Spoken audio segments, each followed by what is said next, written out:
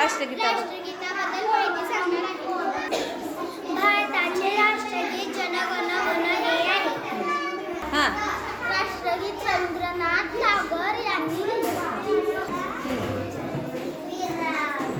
जन गण मन मूळ बंगाली भाषेत लिहिले. हां रवींद्रनाथ टागोर यांनी राष्ट्रगीत 1911 मध्ये लिहिली. राष्ट्रगीत प्रथम 24 जानेवारी 1950 रोजी संविधान स्वीकारले.